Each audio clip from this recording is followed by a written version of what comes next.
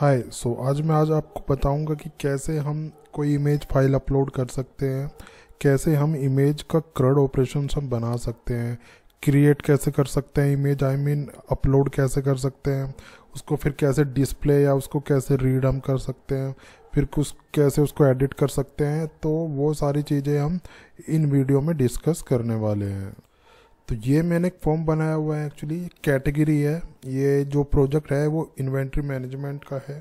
तो इसमें कैटेगरी है, category name, category code, description, parent category, और यहाँ पे आता है हमारा इमेज अपलोड का, कैटेगरी की इमेज अपलोड हमें करनी है। उसके बाद स्टेटस वगैरह आता है, उसके बाद सेव कैटेगरी करेंगे तो ये डेटाबेस में जाके अपलोड सेव होगा, इंसर्ट होगा और इमेज हमारी किसी पर्टिकुलर फोल्डर में जाके अपलोड हो जाएगी।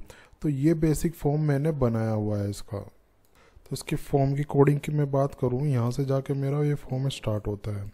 यहाँ पे मैं एक्चुअली एडिट की फंक्शनैलिटी भी लेके मैं चल रहा हूँ, तो वो आगे आपको पता चल जाएगा। यहाँ पे मैं वेरिएबल चेक कर रहा हूँ, तो अभी के लिए आप इसको इग्नोर कर सकते हो, ठीक है। तो इस टाइप से मैंने ये पूरा फॉर्म यहाँ पे बनाया हुआ है। तो जो हमारा इमेज है वो इमेज का कंट्रोल यहाँ पे है। इनपुट टाइप फाइल लिया मैंने, क्लास आईडी डिफाइन कर दी, नेम डिफाइन कर दिया और एक्सेप्ट मैंने डिफाइन कर दिया कि जो है इस टाइप की ये इमेज ही एक्सेप्ट करेगा, ठीक है। यहाँ पे मैंने एडिट की चीज़ें यूज़ की हैं। अगर इसका वेरिएबल एडिट वेरिएबल इमेज वाला एग्जिस्ट करता है, एम्प्टी नहीं है, तो हमारी इमेज लोड होके आ जाएगी। फिलहाल आप इस पे कौन ध्यान दो।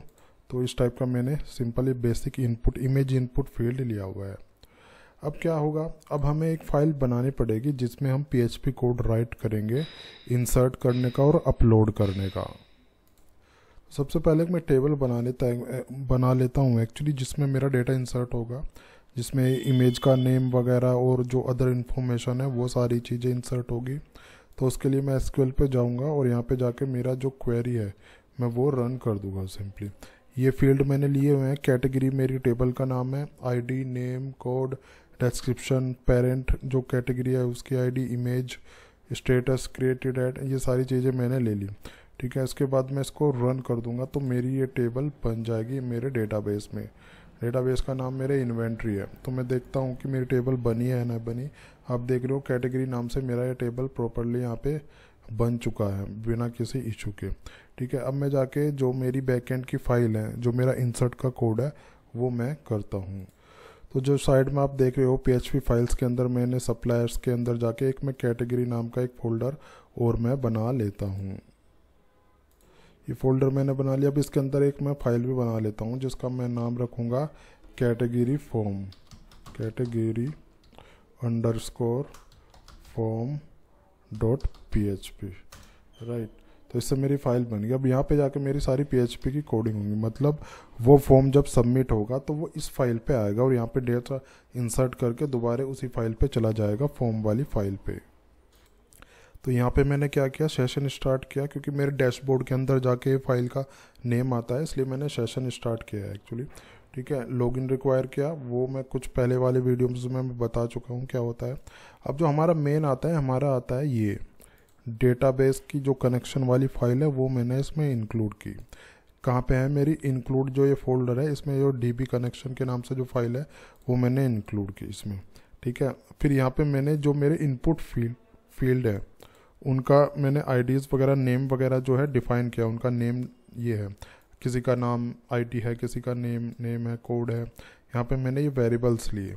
अब ये जो नाम आ रहा है कहाँ से आ रहा है, नाम हमारा आ रहा है यहाँ से। जैसे इसका नाम क्या है, इमेज नेम जो है, और इस वाले का जो कैटेगरी है पेरेंट कैटेगरी, इसका नेम क्या है मेरा, पेरेंट ID। तो इस तरीके से सारे जो इनपुट फील्ड हैं उनका नाम हम यहाँ पे डिफाइन कर देंगे। मैं पोस्ट ले रहा हूँ एक्चुअली, जो मेरा मेथड है, मेथड ये वाला जो है यहाँ पे फॉर्म में आपको डिफाइन करना पड़ेगा कि इसका मेथड क्या है। इस तरीके से मैंने जो डिफाइन किया हुआ है वो ये डिफाइन किया हुआ है पोस्ट, ठीक है। और एक्शन भी आपको डिफाइन करना है। एक्शन कैसे डिफाइन करना है, आपका जैसे कैटेगरी के अंदर जो फोल्डर है, मेरी जो फाइल है, जो मेरी फाइल फॉर्म सबमिट होने पे कॉल होगी, वो मेरी फाइल ये है। PHP फाइल्स के अंदर कैटेगरीज के अंदर कैटेगरी अंडरस्कोर फॉर्म .php के नाम से जो फाइल है वो कॉल होगी यहाँ पे, ठीक है। तो एक्शन में मेरे को उस वाली फाइल का नेम डिफाइन करना है। और यहाँ पे मैंने एनक्रिप्ट कर दिया फॉर्म डेटा मल्टी फॉर्म, ठीक है। तो मल्टी भी हम इसमें सेलेक्ट कर सकते हैं, ऑटो कंप्लीट ऑफ कर दिया मैंने। तो ये चीज़ मैंने अभी फ़िलहाल यहाँ पे की है। अब इमेज जो नेम है मेरा, मैंने उसको नल छोड़ दिया है फ़िलहाल। अभी आगे देखते हैं मैं क्या क्या करता हूँ, तभी आपको मैं बताता हूँ। अब मैंने ये इमेज का कोड यहाँ पे लिख दिया है, ठीक है। मैंने चेक किया एम्प्टी, तो अगर एम्प्टी नहीं है क्या इमेज नेम, मतलब जो फाइल है वो एम्प्टी नहीं होनी चाहिए, तभी ये कोड एग्जीक्यूट करेगा। जो मेरी इमेज इनपुट जो कंट्रोल है, उस इनपुट का नाम है हमारा इमेज, तो वही नाम मैंने यहाँ पे रखा है, ठीक है। इमेज में मैंने टाइम लिया, ये क्या करेगा, इसको रीनेम कर देगा एक तरीके से, टाइम के साथ में एक यूनिक आईडी दे देगा।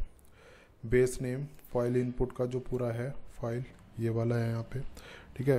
वेरिएबल ये लिया वेरिएबल, एक टारगेट डायरेक्टरी का वेरिएबल लिया, इसमें जो है यूआरएल ये डिफाइन कर दिया। अपलोड के अंदर ये फोल्डर हम बनाएंगे, रूट डायरेक्टरी में ये फोल्डर बनाना है अपलोड्स, उसके अंदर कैटेगरीज नाम से एक फोल्डर बनेगा, उसके अंदर जाके फिर ये जो है ये जाएगा इमेज नेम मेरा ये वाला, और टारगेट डायरेक्टरी ये वाला।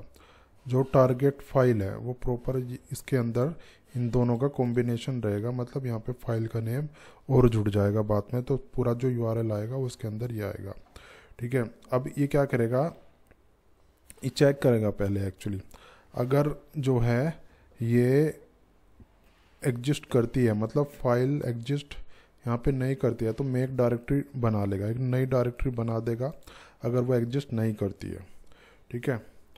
क्योंकि शुरू में तो एग्जिस्ट करेगा ही नहीं, ये फाइल एग्जिस्ट नहीं करती है, तो ये परमिशन दे के प्रॉपरली इस तरीके की परमिशन देगा, ट्रू डिफाइन कर देगा एमके डायरेक्टरी में। ये फंक्शन होता है पीएचपी में फोल्डर वगैरह बनाने के लिए, ठीक है।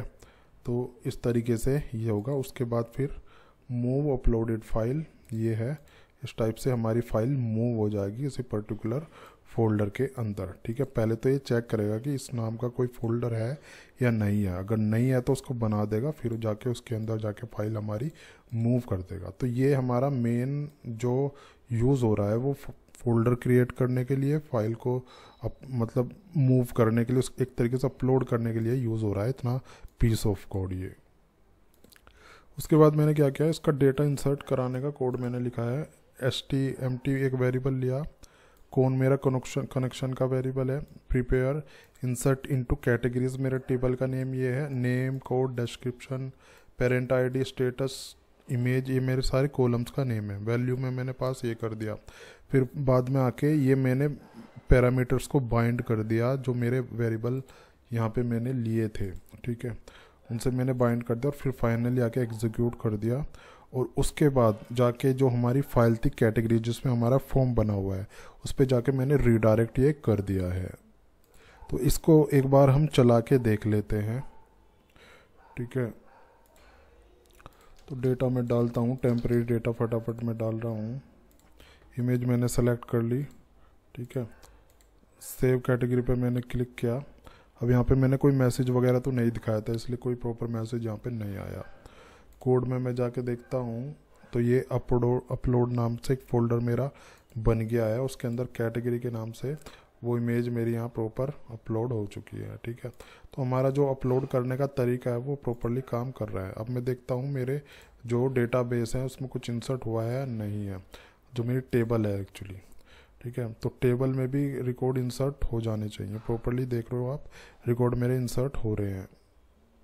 इमेज का जो प्रॉपर इसका जो नाम वगैरह है वो प्रॉपरली मेरा यहाँ पे आके इंसर्ट हो रहा है एक्चुअली, क्योंकि मैंने बड़ा नाम है तो प्रॉपरली यहाँ पे वो दिखाई दे रहा है। यूआरएल भी हम चाहें तो इसमें एक कॉलम बना के हम स्टोर करा सकते हैं, लेकिन जब हमें यूआरएल पता ही है क्या होने वाला है तो हम डायरेक्टली वो कोड में राइट कर सकते हैं। तो यहाँ पे हम एक सेशन का वेरिएबल ले लेते हैं, उस सेशन में एक मैसेज स्टोर करा लेते हैं, जो कि हमारा जो फॉर्म का पेज है उस पर प्रिंट हो जाए कि you have successfully created your category और अपलोडेड इमेज समथिंग, इस टाइप का कोई मैसेज हम वहाँ पे दिखा सकें। तो इस तरीके से हम सेशन बना लेंगे। इसमें मैसेज दिया, मैसेज का नेम सेशन रखा और उसमें एक मैसेज पास करा दिया, सेव्ड सक्सेसफुली, ठीक है। अब यहाँ पे जाएंगे कैटेगरीज में और यहाँ पे ऊपर जाके एक जो मैसेज है वो भी मेरे को दिखाना है एक्चुअली। तो यहाँ पे जाके मैंने ये लिखा पोर्शन मैंने चेक कराया इस सेट मैसेज को, ठीक है। अलर्ट का एक बूट स्ट्रैप का वो है, यहाँ पे पीस ऑफ कोड, यहाँ पे मैसेज मैंने प्रिंट करा दिया और नीचे अनसेट कर दिया उसको बाद में। इससे क्या रहेगा, अनसेट हो जाएगा, मतलब मैसेज दिखने के बाद हमारा सेशन ख़त्म हो जाएगा, एक तरीके से अनसेट हो जाएगा, ठीक है। तो इस तरीके से मैसेज यहाँ पे डिस्प्ले हो जाएगा। दोबारा मैं इसको रन करता हूँ,